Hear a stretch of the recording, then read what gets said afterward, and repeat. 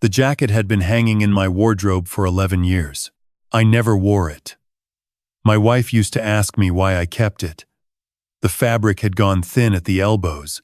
The lining had a small tear near the left pocket. I told her it still had life in it. That was a lie. The truth was, I couldn't explain why I couldn't let it go. Some things you hold on to not because they're useful, but because throwing them away feels like admitting something you're not ready to admit. I'm 63 years old. I've worked in the same hardware store in Tauranga for the better part of 4 decades. I know how to fix a leaking pipe, how to hang a door that won't sit straight, how to patch a wall so cleanly you'd never know there was a hole. I've spent my whole life repairing things. I was not very good, it turned out, at repairing the things that mattered most. My name is Bernard, and this is the story of a Tuesday morning that undid 40 years in about 20 minutes. It started the way most strange things do, quietly, without warning, dressed up as something ordinary. I was at the Pack and Save on Cameron Road, doing the weekly shop. Nothing remarkable. I had my list: milk, bread, the particular brand of tea biscuits my wife Dot prefers. The ones with the thin chocolate on the bottom that she insists taste different from the ones with thick chocolate, though I have never once been able to tell the difference. I was in the cereal aisle, reaching for the rolled oats on the top shelf. I am not a tall man. This is always a production when I heard a voice behind me. "Here, let me get that for you." A young man. Late 20s, maybe 30 at the outside. He had a good 6 inches on me, reached past my shoulder, and set the oats in my trolley without any fuss, the way young people sometimes do for older men, without making it a thing. "Cheers," I said. "No worries." I looked at him then. Properly. The way you do when someone does you a small kindness, and you want to acknowledge it with more than a word. He was dark-haired, broad across the shoulders, with his mother's eyes. I know that sounds like a strange thing to notice. I know that. But when you have carried an image of someone in your chest for 40 years, it doesn't fade the way photographs do. It goes sharper, if anything. You see it in unexpected places. You see it in strangers at bus stops, in the faces of actors on television, in the reflection of shop windows when you're tired. I had seen my sister Miriam's eyes in 100 strangers before this day, but this was different. This young man had her eyes exactly, the particular set of them, the slight downward tilt at the outer corners that I had always thought was only hers. And he had something else, a small scar above his left eyebrow, crescent-shaped, the kind you get from a childhood fall. Miriam had a brother. That brother was me. And Miriam had a son she never told me about. I didn't say any of this, of course. I said nothing. I stood there in the cereal aisle of Pack and Save holding a bag of rolled oats, and I felt the floor do something it had no business doing. The young man had already turned away. I should explain about Miriam. She was 4 years younger than me. In every memory I have of childhood, she is there at the kitchen table doing her homework, while I was supposed to be doing mine.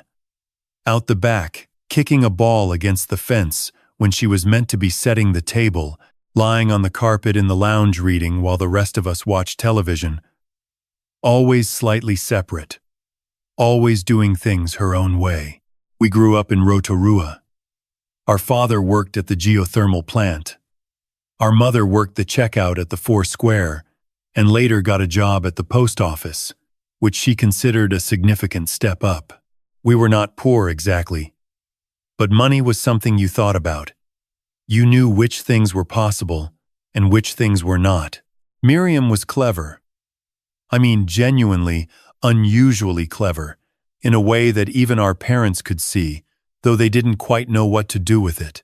She got into university when I was 22 and she was 18, and our mother cried at the kitchen table when the acceptance letter arrived, actual tears, which I had never seen from her before or since. She went to Victoria in Wellington. She studied law. She was going to be someone, Miriam. That was the phrase that floated around our family. When she left, she's going to be someone. as if the rest of us were, by implication, already decided. I did not resent this. I want to be clear about that. I loved my sister. I loved her in the particular way you love someone who is different from you in almost every way, but shares your entire history. She knew things about me that no one else on earth knew. I knew things about her. That is its own kind of closeness. She rang home every Sunday for the first 2 years. Then, every second Sunday. Then less. By the time she'd been in Wellington for 3 years, she had a life down there that I only knew fragments of. A flat in Kelburn with 3 other students. A job at a café on Cuba Street on weekends. Friends whose names I heard in phone calls, but never connected to faces. And a boyfriend. His name was Malcolm. I learned this in pieces the way Miriam gave information, never all at once. Testing the water first with a detail here, a mention there. He was from Wellington originally. He came from money. Real money. Not the kind we grew up around, but the kind that comes with a certain kind of surname and a certain kind of expectation. I didn't know any of this was going to matter. I should have known. She came home at Christmas when she was 22, near the end of her degree. This would have made me 26, already at the hardware store by then, already with Dot, who I'd met at a mate's birthday, and who I knew within about 3 weeks I was going to marry. Miriam was different that Christmas. Not obviously. Not the kind of different you can put your finger on over the dinner table. But I noticed. She ate very little. I noticed she kept checking her phone. I noticed that when Mom asked about Malcolm had been promoted to family conversation by then. Though nobody had met him, something flickered across Miriam's face that I didn't like. I pulled her aside on Boxing Day.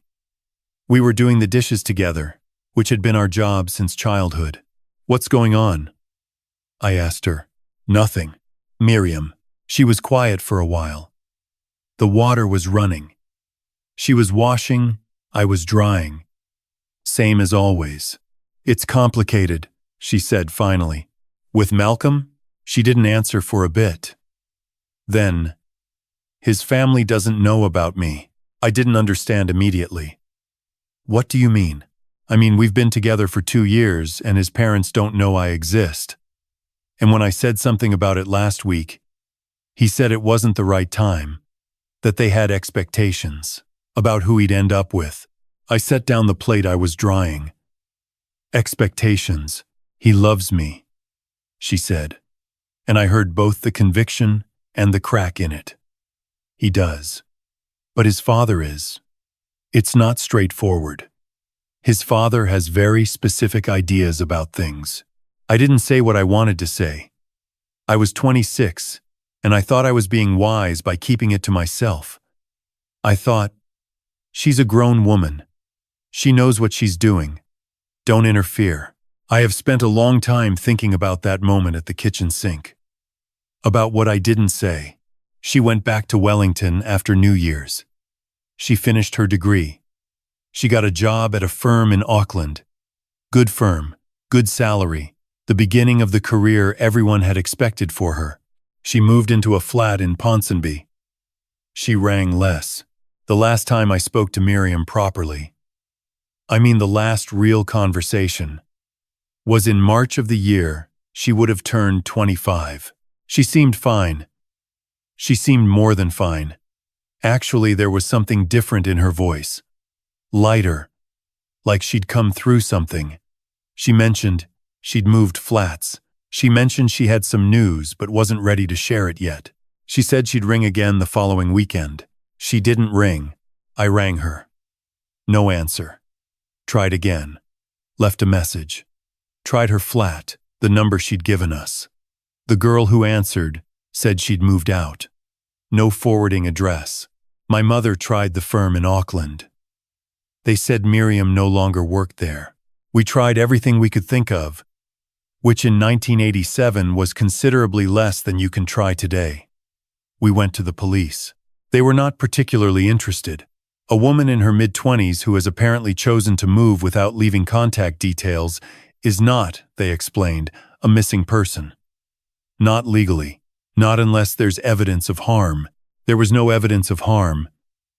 There was just silence. My mother never stopped writing letters to the last address she had, even after it was clear they wouldn't reach anyone. My father didn't talk about it much, but he went quiet in the way some men go quiet when they're carrying something heavy. You'd be talking to him and notice he drifted somewhere else. He died of a heart attack 9 years later. I don't know whether grief contributed. I suspect it did. And I kept the jacket. It had been hers. She'd left it at Mum's at Christmas, that last Christmas. A dark green wool jacket with 2 front pockets and a collar she used to turn up in cold weather. My mother kept it for years. And when she moved into a rest home and we were clearing the house, I took it. I couldn't tell you why. I just couldn't put it in the pile. I went home from Pack and Save and I said nothing to Dot.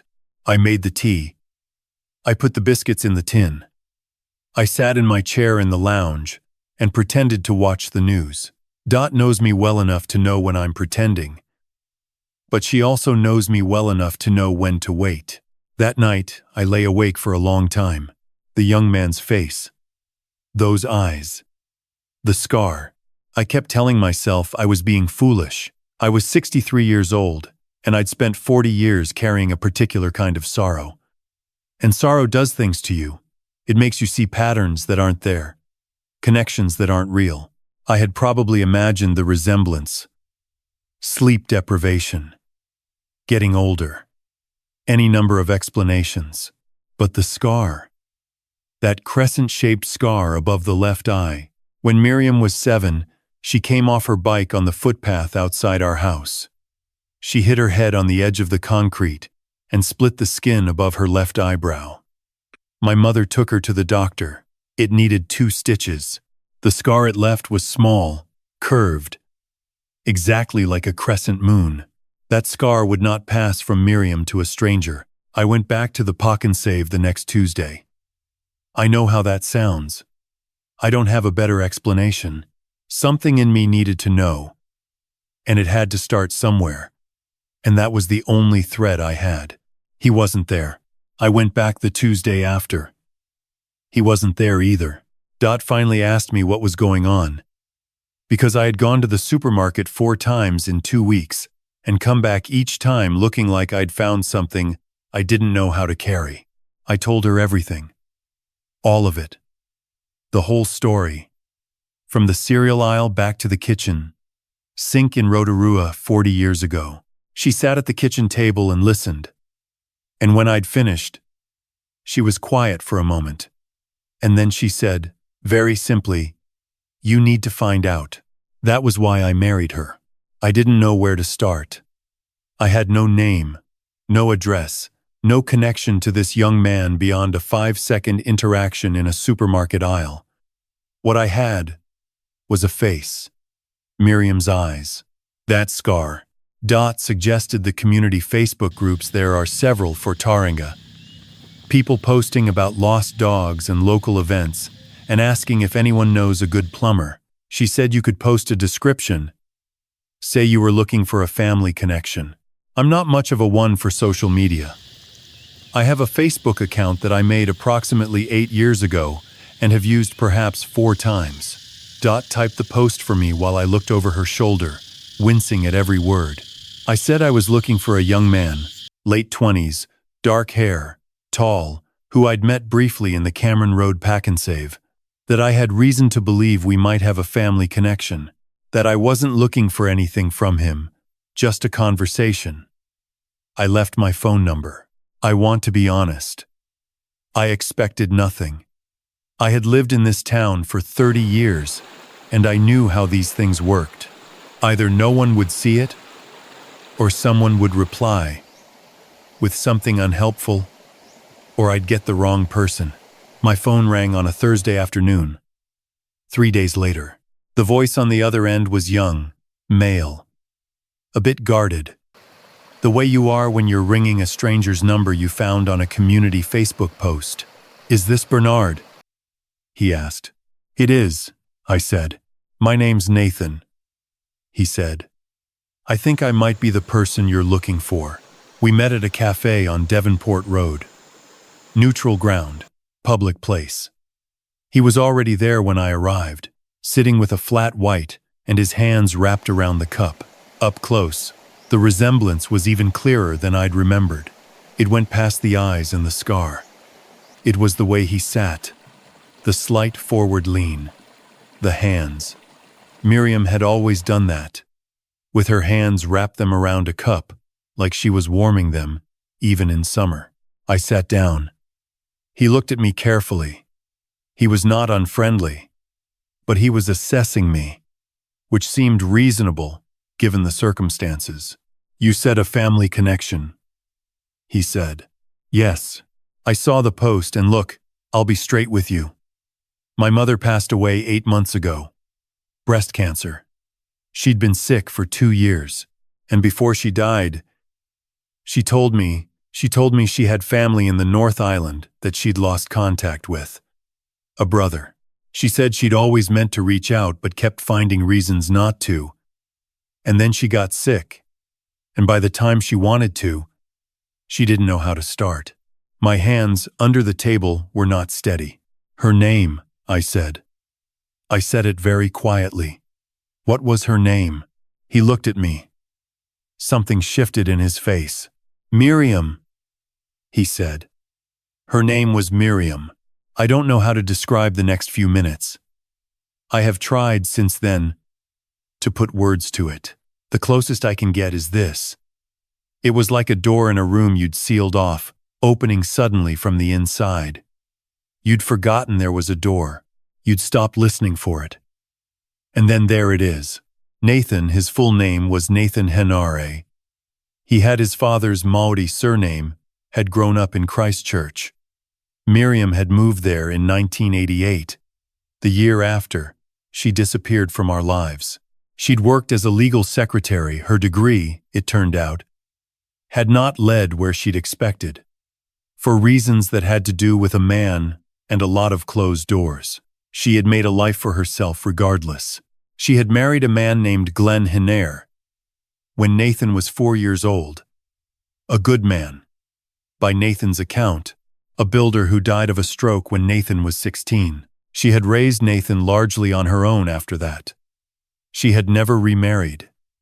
She had been, Nathan said, a private woman, warm with him, with the people she trusted, but careful about what she let in from outside.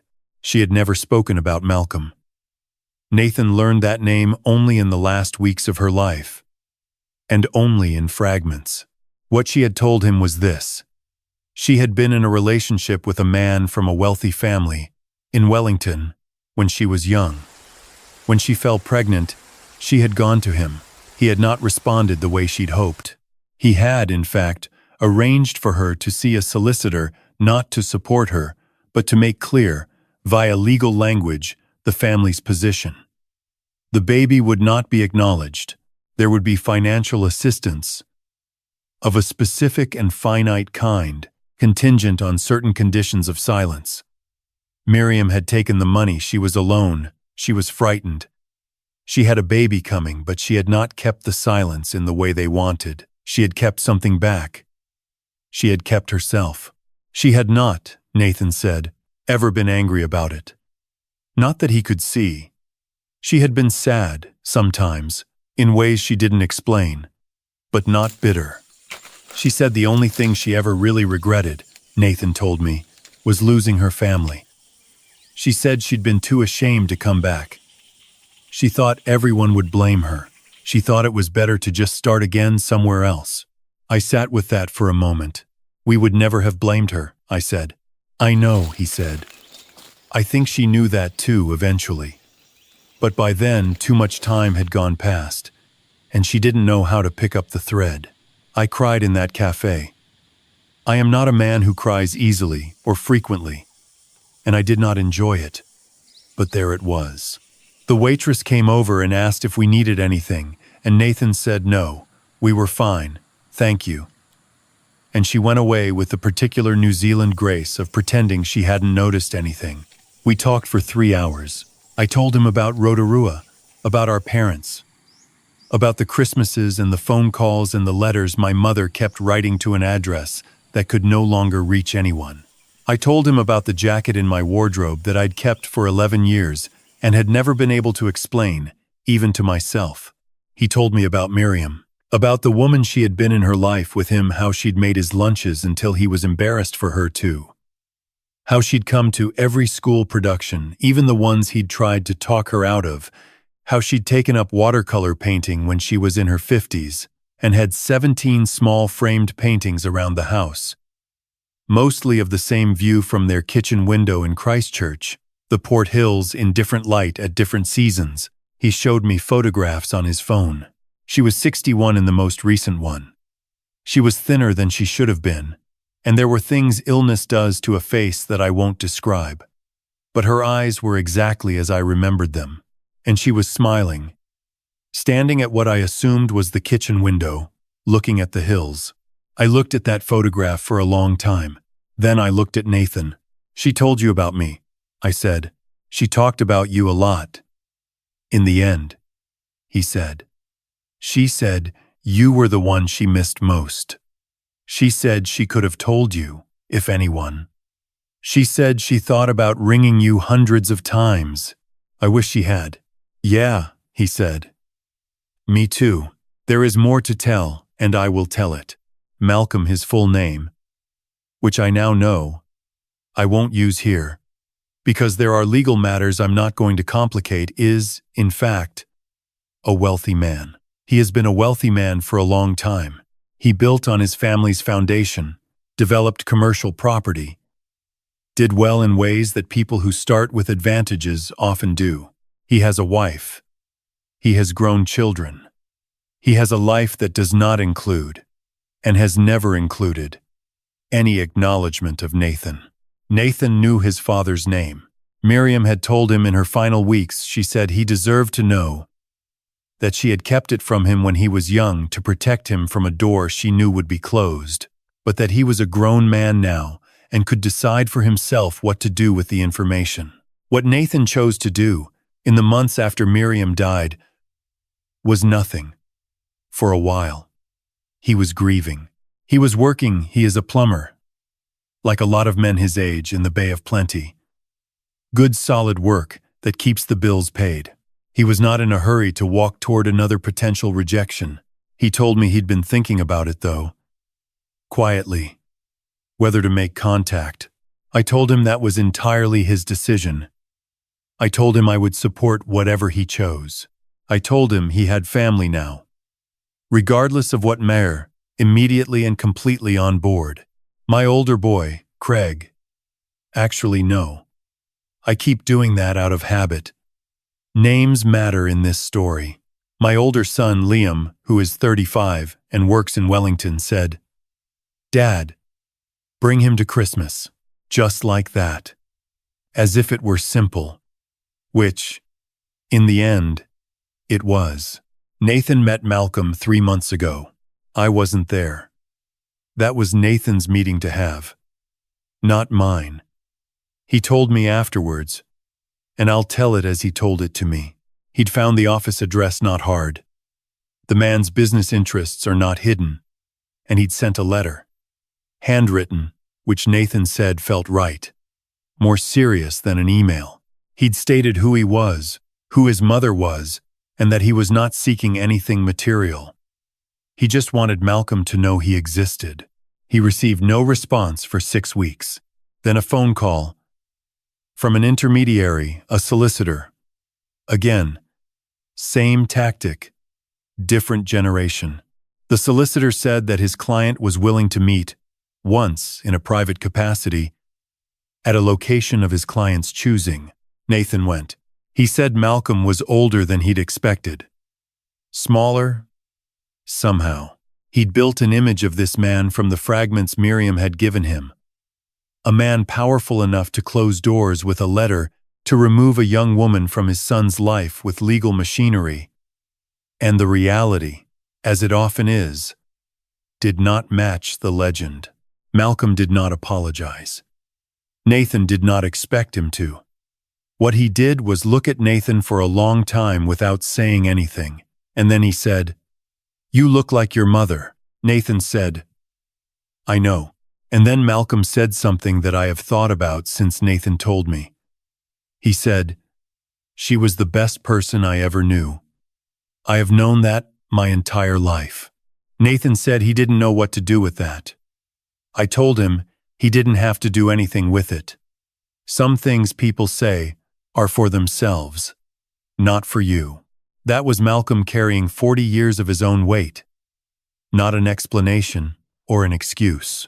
Just a man, near the end of his life, saying one true thing.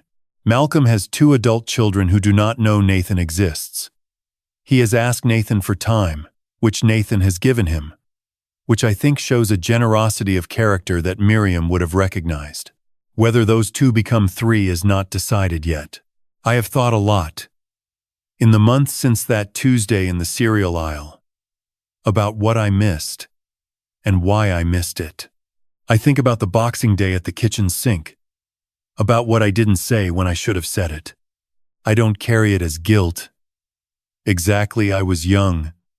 I was trying to stay out of something I thought wasn't mine to enter, and those instincts come from a reasonable place. But I think the lesson is there for anyone who wants it. When someone you love tells you something that sounds like trouble, and they are testing the water to see whether it's safe, the kindest thing you can do is make the water warm. Tell them clearly, with your words, and not just your manner, that whatever it is, you can handle it. That they don't need to protect you by keeping it to themselves. Miriam thought we would blame her. She thought the shame of it unmarried, pregnant, no longer working in the career everyone had expected for her, would be too much for us to absorb without changing how we saw her. She was wrong. But we never told her she was wrong, explicitly enough, in advance.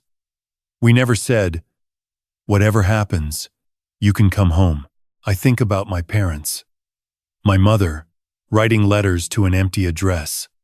My father, going quiet.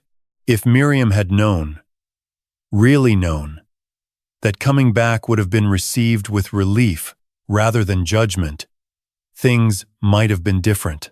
I am not certain. People's decisions are their own, and there are always more layers than the ones we can see from outside. But I believe that clearly given love, clearly and regularly expressed, is a kind of insurance against people disappearing from your life. Not a guarantee, just a better chance. Nathan came for Christmas. He drove up from wherever he'd been working a job over near Hamilton that was running long, as plumbing jobs tend to do, and arrived on Christmas Eve with a bottle of Central Otago Pinot and a look on his face that I recognized as the look a person gets when they're about to walk into something significant and be calm. They're holding themselves carefully together. Dot had made the spare room up. My 2 sons were there, Liam and his wife and their 2 kids, and my younger son Patrick with his girlfriend, who'd only met him 6 months earlier and handled the whole thing with extraordinary good grace. We ate too much, the way you do at Christmas. The kids ran in and out of the kitchen. Nathan sat at the table, and at some point I noticed he had relaxed. Not all at once, but gradually, the way tension leaves you when you've been holding it for a while and finally let it go. After dinner, when the kids were in bed and the rest of us were sitting around with wine and the particular drowsy contentment of Christmas evening, Patrick asked Nathan about his work, just genuinely interested. No agenda. Nathan started talking about a job he'd done recently. A complicated one. A heritage building in Tauranga that had original pipes from the 1920s. And he told it the same way Miriam used to tell stories, building the details, the slight pause for timing, the glance to see if you were following. I saw it and I felt something that isn't quite grief and isn't quite happiness, but lives somewhere in between them. At some point he looked over and caught me looking. And he raised his glass in a small gesture that didn't need explaining. And I raised mine. I got the green jacket out of the wardrobe before Christmas. I'd kept it for 11 years without knowing why. I knew why now. I thought about what to do with it. I thought about giving it to Nathan. But it wasn't his jacket. And Miriam had never been the type who needed things preserved in amber. She was always moving forward, even when forward was hard. I hung it in the hallway, where I could see it when I came in the front door. Dot raised an eyebrow at this. Just for a while, I said. All right, she said. Because she has always known when to wait. I am 63 years old. I have a wife who knows me better than I deserve to be known. 2 sons who turned out well, and a nephew I met in a supermarket aisle 11 months ago. The world is full of people carrying losses they think are permanent, silences they think have gone on too long to break, distances they think have grown too wide to cross. I am not going to tell you the distance is never too wide. I am not going to tell you it always works out the way it did for Nathan and me, because that would be a lie, and the people who've read this far deserve better than a lie. What I will tell you is this. Some of the things you think are closed are not closed. They are just waiting for someone to be willing to push. That someone might need to be you. In my experience, 63 years of it, most of it ordinary. Some of it, not the conversations you don't have, are the ones that cost you most. Not the arguments. Not the difficult things you said and wished you hadn't. The silences. The things you kept in your chest because the moment never seemed right, or because you didn't want to intrude, or because you told yourself it probably didn't matter anyway. It usually mattered. Say the thing while you can say it. Make the water warm for the people you love, and say it out loud. Clearly enough that they don't have to wonder. Not everyone will come home, but some will. And sometimes the door opens from the inside, in the cereal aisle, on an ordinary Tuesday morning, and everything you'd forgotten you were waiting for walks in. I've been turning this over for the better part of a year now. Not obsessively, I'm too old for that, and life is too short to spend it circling the same drain. But quietly, the way you turn something over, when it still has things to teach you, what I keep coming back to is this. Nothing about what happened between Nathan and me was accidental. Not in any mystical sense. I'm not that kind of man. But in the plain, observable sense that everything that happened was the direct result of choices. Choices made 40 years ago. Choices made at a kitchen sink. Choices made in a supermarket aisle by a young man who decided to help a shorter bloke reach the rolled oats instead of walking past. Miriam made choices too. She chose silence over the risk of judgment. She chose a fresh start over the harder road home. I understand those choices now in a way I couldn't when I was younger. When you're carrying something heavy, shame, fear, the particular exhaustion of having hoped and been disappointed, putting it down is harder than it looks from the outside. The longer you carry it, the more it starts to feel like part of you. You stop knowing how to exist without the weight. But here's what I've learned. And I mean learned in the bone-deep way. Not the nodding along to something sensible way. The story you tell yourself about why it's too late is almost always wrong. Miriam told herself we'd blame her. We never would have. She told herself too much time had passed. It hadn't, not really. Not in the ways that matter. She told herself Nathan was better off not knowing. He wasn't. None of those things were true. But she believed them, and belief is a powerful architect of reality. The ethical question I sit with, and I think it's worth sitting with, for anyone who's watching this, is about what we owe the people we love in terms of clarity. Not grand gestures, not declarations, just plainness, just saying, without ambiguity, whatever happens, you can come back. Whatever it is, I can handle it. We don't say this enough. We assume people know. They often don't. And the intelligence required, the real intelligence, not the academic kind, is in knowing the difference between protecting someone and withholding from them. Miriam thought she was protecting Nathan by not telling him about his father. She thought she was protecting me by not burdening me with her situation. The harder, wiser thing would have been to trust the people who loved her with the truth and let them decide what to do with it. Nathan has that quality. I see it in him clearly. He sat across from Malcolm, a man who had every reason to be defensive, hostile, closed, and he was just honest. He said what he needed to say without cruelty and without performance. That's not easy. That requires the kind of steady self-respect that doesn't come from having had an easy life. It comes from having had a mother who, whatever her own struggles with openness, clearly raised her son to know his own worth. That's Miriam's legacy, as far as I'm concerned. Not the silence. Not the years we lost. The young man who showed up at a café on Devonport Road and told the truth quietly and waited to see what would happen. I am 63 years old. I know now that it is almost never too late to push on a door you've assumed is shut. I know that the cost of silence, tallied over decades, is almost always higher than the cost of the difficult conversation you were trying to avoid. And I know that the things you carry without knowing why, the jacket in the wardrobe, the habit of checking certain faces in certain ways, are sometimes the most honest part of you, still doing the work your conscious mind gave up on. Don't give up on the people you've lost. And don't make the people who love you work that hard to find their way back to you.